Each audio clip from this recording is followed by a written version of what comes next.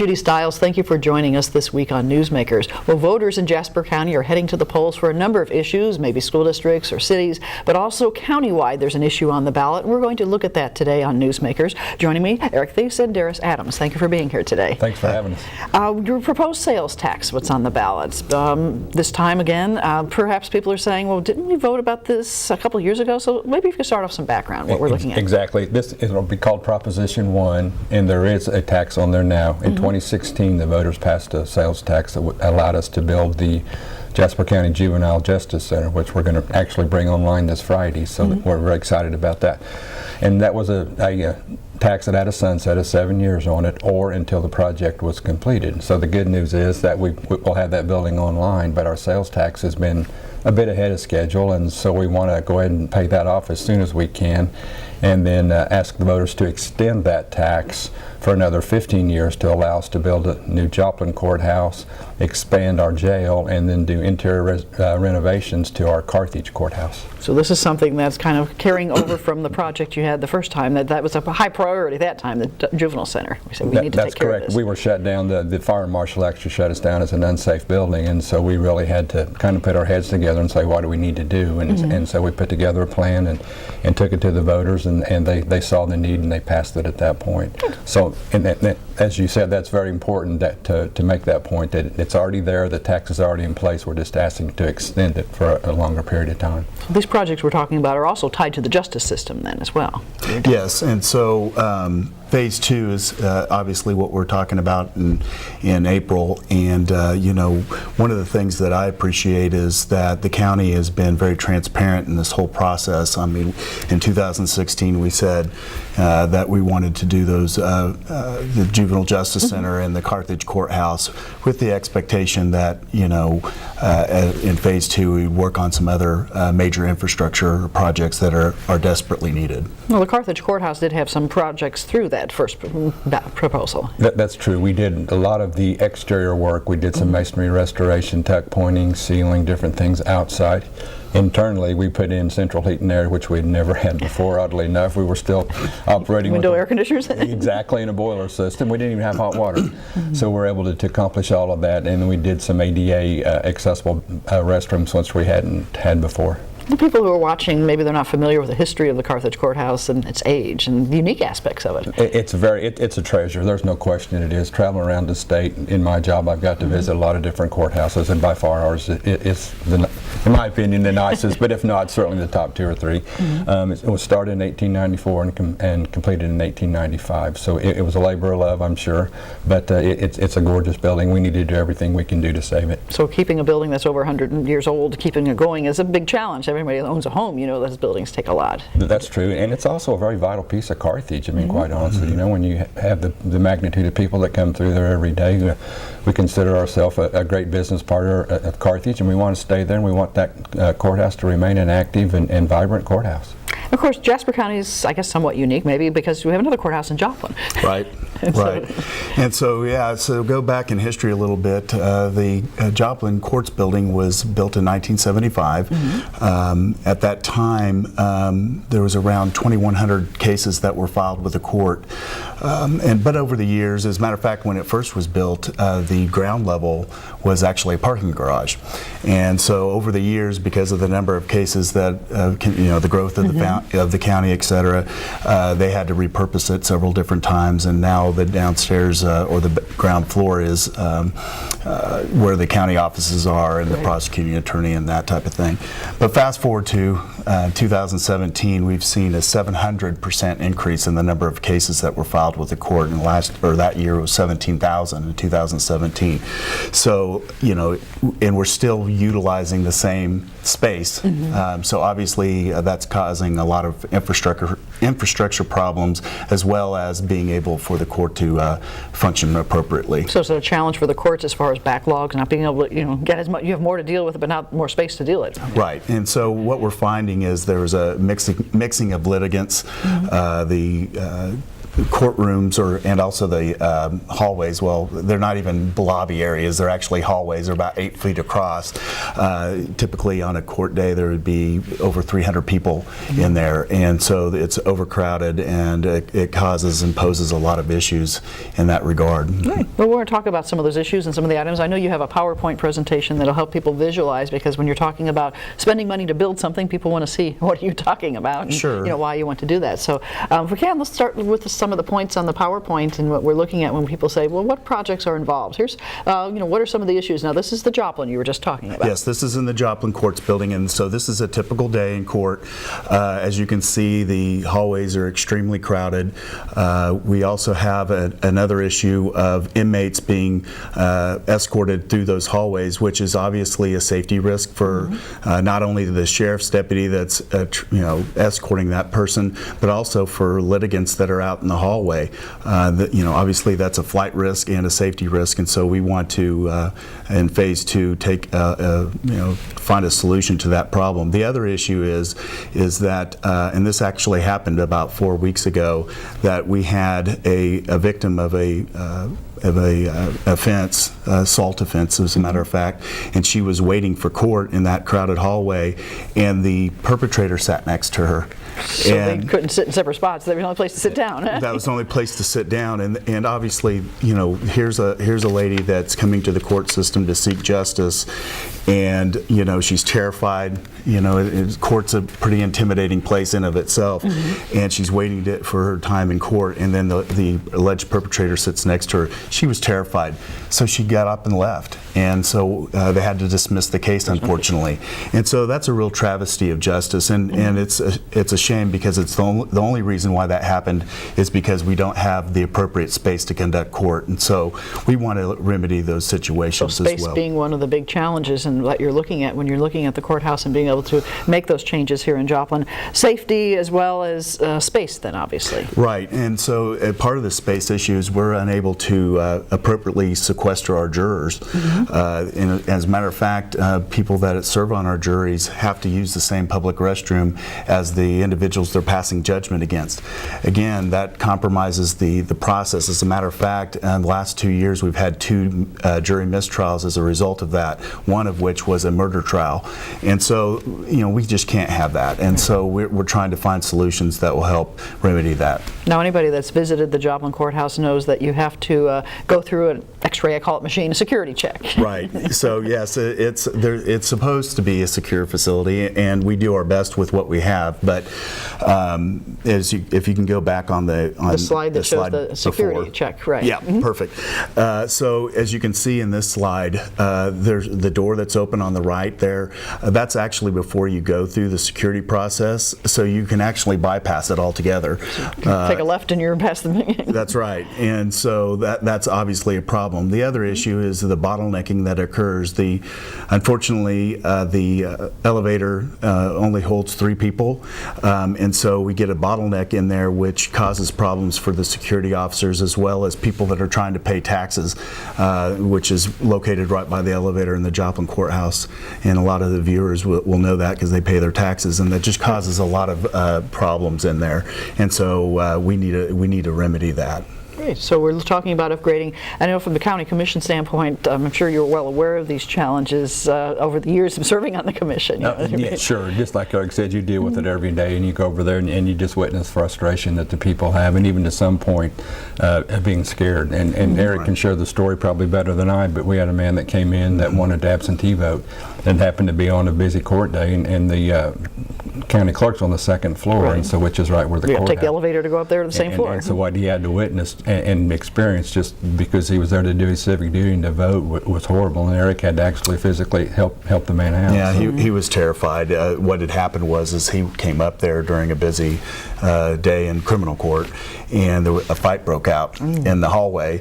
And this gentleman was trying to do his civic duty, as Darieus mentioned. Came here to vote. Came here to vote, and what's going on out here? And unfortunately, I had to escort him out.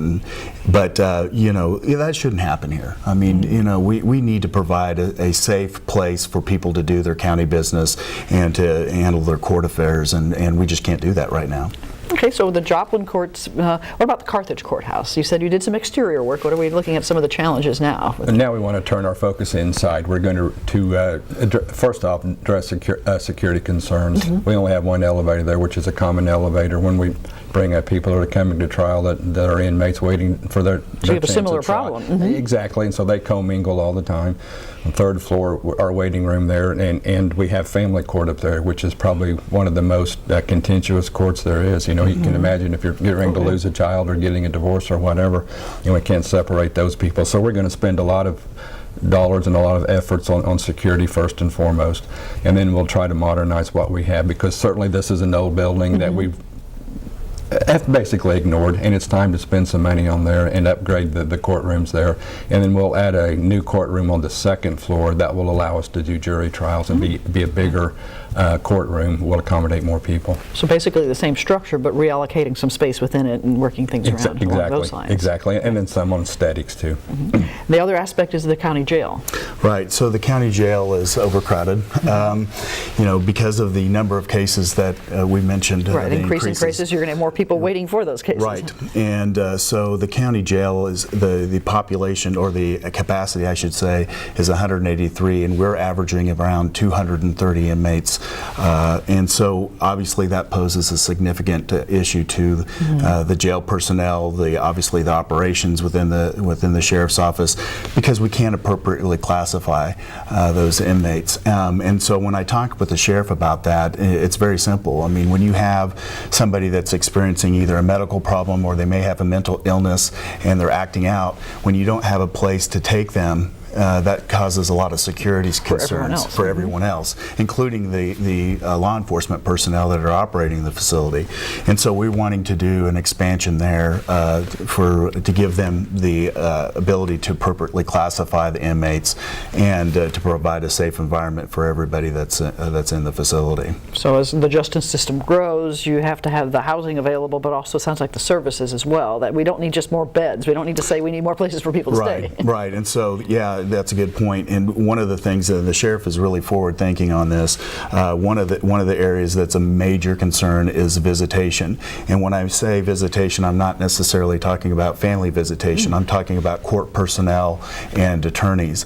Right now, we have the probation and parole, attorneys, court personnel, social services, anybody that needs to see an inmate has to share one room. And so you have to schedule those rooms.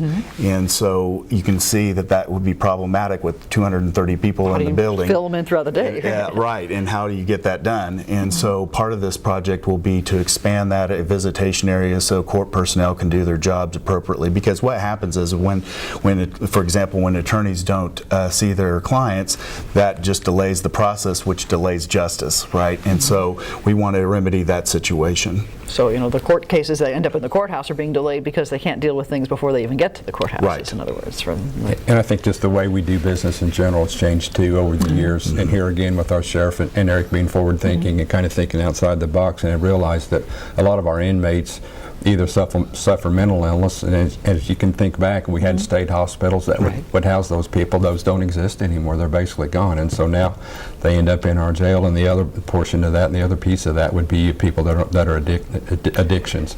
That's a horrible problem, and so to be able to segregate those people and deal with them and give them the treatment that they need to help them succeed and get them out of jail and get them back to being productive citizens is very important to us. So we're working together for the process. So we have the three areas that we're focusing on. People are probably wondering, what do we want to do? So let's try to help visualize some of the changes that we're talking about. So let's start off in Joplin? Or? Yeah, let's start off in Joplin. Let's go to the next slide. Oh, a couple more. A couple more with the Joplin ideas. There we go. Yeah. Perfect. So here's the site plan for the Joplin courts building. So to kind of give you some perspective of where we are, the bottom road is 7th Street, and then 6th Street is on the top of your screen. This is the actual footprint of the courthouse now, except that we would basically cut Pearl Street off between 6th and 7th Street and have the building built there, right there on the frontage of 7th Street. Have plenty of parking, which is an issue now. So this will be a nice one of the parts. Of course, this is not the main focus, but for me, it's operationally right to make sure that it's safe for the public to use.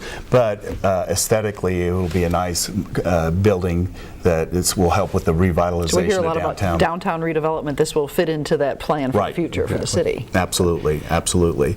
So that's the outside. So let's go to the next slide. So part of the issues that we have are lack of secure parking. You have your prosecutors, you have your judges, they're sentencing people for 20 years, and then they go out to their car in the parking lot, and here's the family members right this there. This big open parking lot everybody goes to. Right, that everyone goes to, and they know who drives what, and so, and that's, we want to make sure we protect our public servants, and so part of this project will have an underground secure parking area that you're seeing on the screen there. And then we talked about the security concerns with the inmates. So the orange or the red space there, right there in the middle, will be the holding areas for the inmates. So they will stay there until their court hearing. And then the orange areas on the corners there of the red space, that would be actually secure elevators and secure stairwells that would take them up in between the courtrooms, so they would not commingle with the public. So which they're is very segregated from everyone else. Absolutely, because you want to, these people are in custody, they're in there for a reason, so we want to make sure that they're not commingling with the public or being able to escape from custody. So that will prevent that. Okay, so this is the bottom ground level or the underground level for you to have that would be the basement area. Exactly. Okay, let's move on to another slide then. Okay. So this is the first floor, and again, this is just a rendering, so it's just giving the public a general idea of what we're looking at. But as you can see, there would be on the bottom there as the entrance into the facility where you would have a screening process, jury assembly room would be there, as well as enough space for the clerk's office and the prosecutor. And that's something we haven't mentioned. Their area is because of the number of cases, space is an issue in the office areas, and so that's a problem that we want to try to remedy. But going back to the slide, there's plenty of a lobby space there, so people don't feel crowded when they walk in the door. They're able to have some elbow room. Correct. Where am I going? Where do I need to be from here? Correct. Tie that together. And then we have again, if you look on the screen, we have the hearing rooms and see the orange or red area in between there. That's where the inmates would be brought up so from after downstairs. they come up that elevator that was up the elevator, that's actually a small little jail cell there. So that's a secure place. And then they would go into their court hearings and then come back into that room and then go back downstairs. So there would be they're never going out into the lobby or any other areas. Exactly. Absolutely. And back on those slides where we showed the crowded hallways and that type of thing. That's where also the attorneys talk with their clients. Right. You want to talk before the trial? We're going to. Well, that's not. You're not going to have a confidential conversation out in that area. So in this and back on that slide, there's actually going to be some. Office areas where people can meet with their attorney and that. So they can have some privacy in one of those little rooms off to the side of the courtroom and so forth. Correct. Exactly. Right. Correct. So, and then if we go up to the next slide there we are. So this is what you're seeing here is 4 jury-capable courtrooms. Same kind of setup with the security of the inmates into the courtrooms, but the unique area is the orange hallways. That is actually secluded or segregated from the public, and so juries that are serving on the jurors that are serving on the jury, they will have spaces where they're not again commingling with the public. They're segregated. So once they show up for jury duty, they're in that area that they're secure and don't have to worry about things. Correct. And as a matter of fact, Judy, just last week about the juries, they provided a note to the judge and said we're concerned about our safety.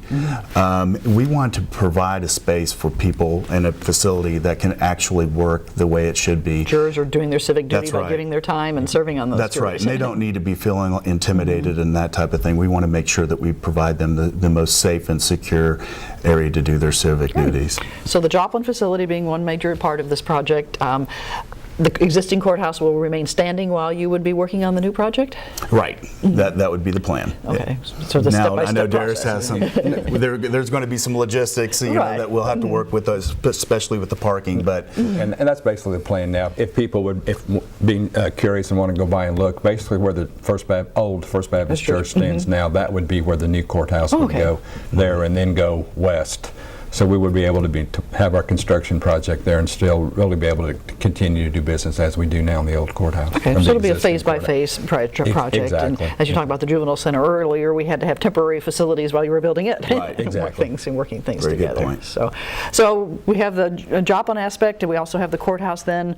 You talked about some of the specifics you'd like to do over there already for the Right, changes. and the thing to remember there too, at least for me being a historian, is that we'll maintain the integrity of the history there, and we'll do everything that's period correct and make sure that we do not jeopardize anything we have, because that truly is a treasure, and we need to do everything we can do to save that. Maintain that historical integrity. Now the jail itself, so you have some Right. drawings that kind of show what we have at the jail. 'Cause I think Let's look at Go on. the exterior there. So this is a bird's eye view here. So the blue area is going to be the proposed expansion. The county has already purchased some property south of the building, which is the bottom of your screen. So that would be, those homes would be torn down, and we would build a nice parking lot. So there'll be plenty of parking for the facility. Right. And so that's the outside. So we'll go on to the next. Go to the next slide, and we'll Slide. see what the plans are inside. Okay. So we're looking at 77 additional beds. This would again allow for the appropriate classification of the inmates, as we talked about. We also talked about the visitation space that I talked about earlier. That's very important. But the other piece that again is very forward thinking on the sheriff's office part is the additional behavioral health spaces. And what that is basically we want to be able to partner with, as Darieus touched upon, what we're finding is that since the mental health facilities have been closed, hospitals have been closed, they're actually now showing up in our county jails. And unfortunately, because we have no space, we cannot partner with our behavioral health professionals to get treatment in there. So while they're in there, they can now have a place to go Correct. within that facility. We have a place to go, actually, and also a place for the behavioral health people to do their work and do their assessments, and because that's a key component moving forward, because what is happening now are people eventually getting released from the county jail, and they have no identification, no place to go, and no supports, no services in place. When they get released and they have a substance abuse problem, they're going to start using drugs, and then they're going to come back into the facility. And obviously it's much more expensive to incarcerate somebody only because they have a mental health problem that we're not dealing with than it is to give them treatment into the community. So to have these behavioral health spaces to do that kind of work and get them prepared for release and have them have services lined up when they get released will reduce the likelihood of them reoffending and coming back into the jail system. So it only makes sense, and that we want to be able to partner with our community behavioral health to do that. And we've heard a lot about in the past drug courts and programs to help people get off of that cycle. And so this ties into that. And we're certainly ahead of the curve there. We've been very forward thinking in that, and we do have different courts, and that being one, Veterans Court, and Erik can speak better than I, but we have numerous courts like that are diversion in theory, and it has great success. I think we're one of the, 2 or 3 in the state as far as our outcomes. Absolutely. You take a look at, and again, I'm kind of a bean counter research guy. That's kind of what I do on the administration side. And I've been in the correction business for over 25 years. And the bottom line is that we're incarcerating people because they have either mental illness or substance abuse problem. And so we do a really good job of tackling the symptom, but we don't really do a very good job of identifying and dealing with the problem. And part of the problem, we call them problem-solving courts, is that we try to identify people that come into the jail because they have a substance abuse problem and try to get them into the treatment court programs, as Darieus has mentioned, because what we're finding is that the recidivism rate for those people that complete those programs are significantly lower than incarceration. And so that's an important step moving forward. And that's part of what this building is going to provide us, is space to be able to do treatment within the jail, and then also transition them back out into the community, because that's where the rubber meets the road, and that's where the most benefit is. Well, let's talk about the ballot itself and the election, the date and details. And so forth. It's April 2nd, so it'll be the first Tuesday of the month, Right. and then they'll see the question, which will ask to allow us to extend that. And I think the thing that's worth mentioning here is that sales tax is, in my mind, the most fair tax there is, and so asking to extend that makes a lot of sense. And when you run the numbers, it's about 67% of the people that will actually be paying that tax are people that are outside of Jasper County. They'll come here to shop and do their business and do their day-to-day activities, so they will be the people that will be paying that tax, and then a third of the people will be our Joplin people. So I think it kind of spreads the base very well, and it's certainly the most fair way to attack it. Is there a sunset clause on that one as well? Yes, this will it'll have a 15-year sunset, and it'll be very specific again. It will just allow us to do these projects. So we'll be very specific there in language that we will stay within what we've mentioned, and that we'll have a 15-year sunset or until this one's paid off too. So if things remain the same, and we're lucky in that sense, we can retire that early. But we wanted to ask for the 15-year, because that, when you do the math and allow us to do the different things on the bonding, it'll give us an amazing and tremendous rating, which is great for the investors. What about the timetable? You know, we're 2019 having this election. What do you see as far as groundbreaking, or someone say, well, how long will it take to build these things? Right, and so if the voters elect to extend the sales tax, we should get down, on the ground running pretty quick. But basically, we would get an architect on board. Usually that takes about 6 to 8 months for the architectural planning and that type of thing. Then we would put it out to bid. So I would say 2020. Starting the spring. construction, it's like a year from now, seeing some things coming up. Right. I think our anticipation is once we turn dirt, it's about an 18-month project. So as soon as we can get there, it'll be about 18 months. And if people have questions, obviously we've shown these website, other information, Facebook, other ways they can find things out. Absolutely, jaspercounty.org, and then we have a link that says Phase 2, and that'll take them straight to the PowerPoint and have bullet points there. And then they can always call, which is 417-358-0421, and we'll get their questions answered. Of course, this is Jasper County wide, so whether you live in Joplin or Carthage or Webb City or any of the cities within the county, it's going to be on your ballot. Absolutely. That's tying that correct. together. Yep. So, well, I'd like to thank both of you for sharing some information today, so people can find out what's on the ballot, helping educate them about the choices they have this year. Well, thank you for having us. Thanks for having us. You're welcome. And I'd like to thank you, the viewers, for joining us this week on Newsmakers. I'm Judy Stiles. Hope you can join me again next week at the same time on this station. We'll see you then.